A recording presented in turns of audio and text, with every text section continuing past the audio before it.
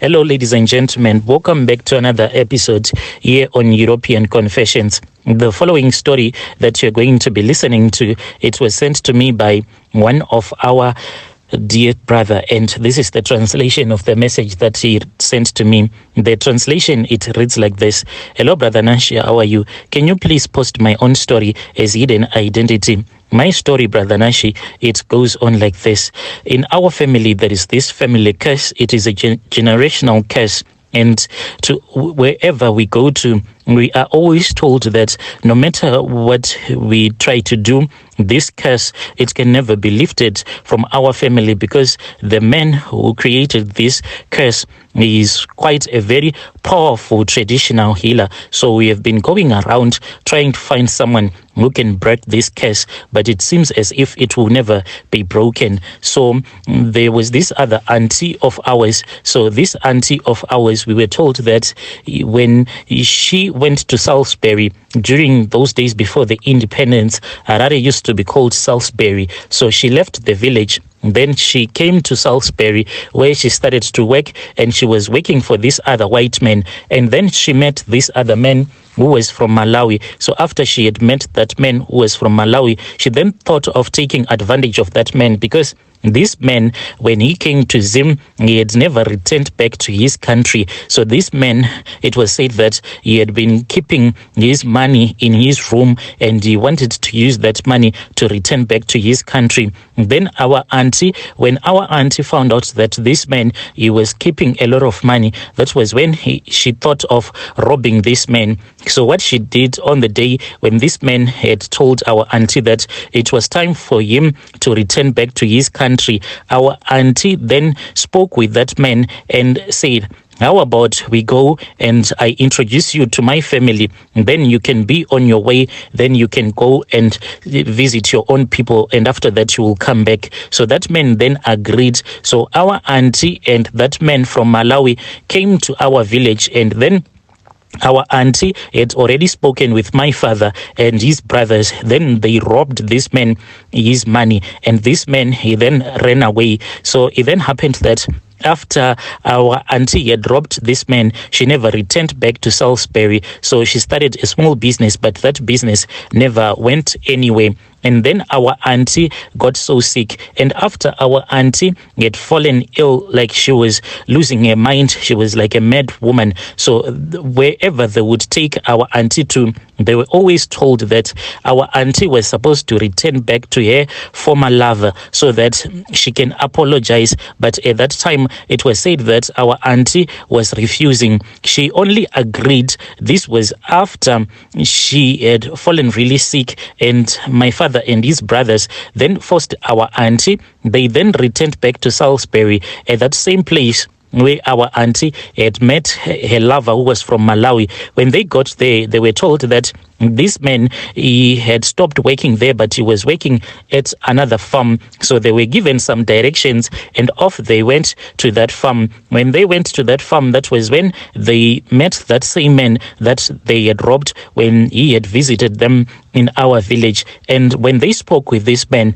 they asked for his forgiveness. But this man, he acted as if it was the first time that he was seeing them. He acted as if he did not even know our auntie. And that man, it was said that he said, so you are saying that this woman is sick? No, she has not yet fallen sick. By the time that she has fallen sick, you won't even come to me. So our auntie, they then returned her back to the village, and our auntie then passed away. So after our auntie had passed away, then this was like a trend that was now happening in our family. Because what happens in our family is that each and every time when someone is about to die, first they will fall ill and they won't be able to recover. The moment that we realize that this person that has fallen ill, they are now like mentally ill, then immediately we will know that the person is about to die. But in our family, if it happens that you fall sick and then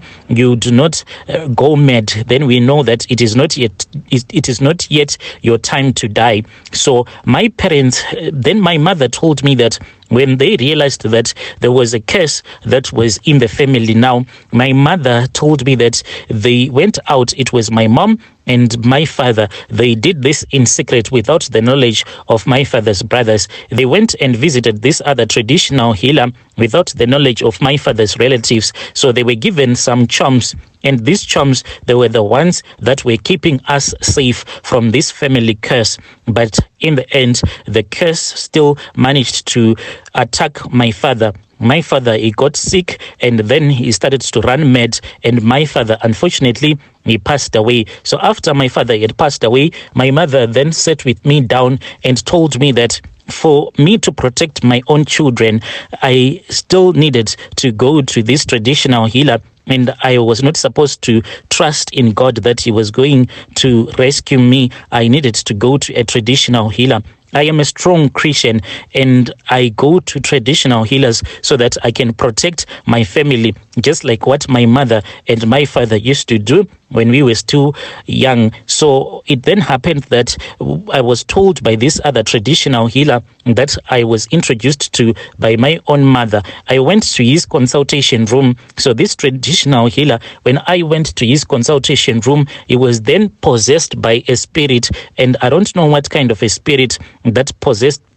When I went into his consultation room, he was then possessed by a spirit. And this spirit, after it had possessed that traditional healer, he then jumped from the chair where he was sitting, and then he grabbed this other spear. He then laid that spear on the floor. Then this spear, it then started to spin, and I did not even see who was making this spear to spin. And this spear, it then pointed at my son. And that traditional healer told me that my son, he was about to die, but before he would have died, he was going to run mad. Then that traditional healer told me that we can reverse this curse, and the way that we were going to reverse this curse, it's not like we were going to remove this curse from affecting our family, but I was just going to point this spirit to go and attack one of my cousin's child, and that is what I did. Some people will think that I am evil,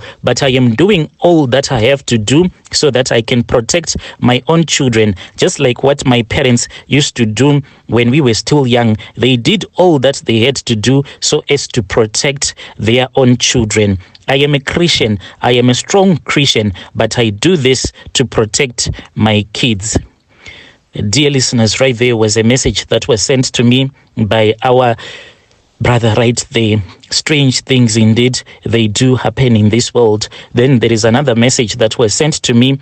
It was sent to me by our dear sister. The translation of that message, it reads like this. Hello, Brother Nash, how are you? Can you please post my own story? I want to tell you how I got married to the man that I am staying with right now. So before I had gotten married to him, I did not use any charms on him. It was only after we had started staying together that was when I used some charms on him. So what happened was that I had this other best friend of mine, and she then called me to South Africa. When I came here to South Africa, I then found out that my best friend, she was sharing only a one room with her husband. So what we did is that we then took a curtain and we divided that room. So with her husband, they'll be sleeping on the other side of the curtain, whilst I'll be sleeping on the floor.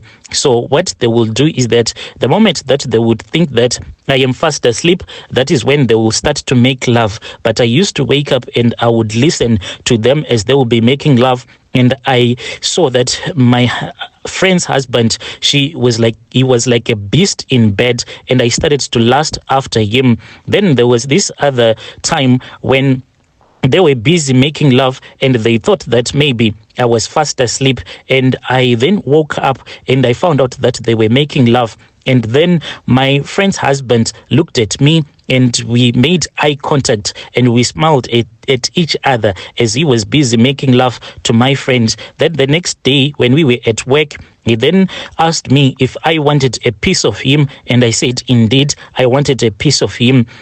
So after work, he then pretended as if he was going to the Shabin, because at the farm where we are working right next door, there is a Shabin there. So he went and he then returned whilst I was busy bathing, but I was communicating with him. That was when he came into the the bathroom and we made love. So this is what we were doing. And what I started to do is that I would encourage my friend to be rude towards her husband. And I told her to cheat on her husband because her husband was ungrateful. Then when she started cheating on her husband, I then informed her husband, and then her husband took her phone and he then found the messages. That is how they dumped each other. And I then started staying with my friend's husband, and I'm still staying with him. And right now I am pregnant. So what me and my best friend's husband did is that we went to this other prophet. When we went there, the prophet then told us that we were supposed to buy some needles. So we went there. It was really late at night. And you know that in the farms, you cannot just get your spaza shops everywhere. So this prophet then told us that we should not worry because in his room, he had some needles. He then sold those needles to us, and he gave us some porcupine thorns. And with those porcupine thorns, this is what we did. He told us to write my friend's name on a piece of paper. So, and he told us to stab her name, and we started to stab that piece of paper as I was telling my friend in the spirit to dump her husband. And that is what we did. He then took some fat and he said that this fat is of a sheep, and he also took some fat, which he said that it was the fat of a lion. He then gave us a red garment, and after that, he told us to get into that garment, and we were supposed to steam. So after we had finished steaming the fat of a lion, he told us that our marriage was never going to be broken, because whenever my friend would think of her husband, the way that you are afraid of a lion, that is how she will be afraid of returning back to her husband as well as her relatives whenever they would see me. The same way that they are afraid of a lion, whenever they would see me, they would be scared to confront me. That is how I stole my friend's husband. And right now I am pregnant for my friend's husband. Dear listeners, right there was a message that was sent to me by our sister right there, hoping that you were able to understand this translation. Strange things do happen in this world.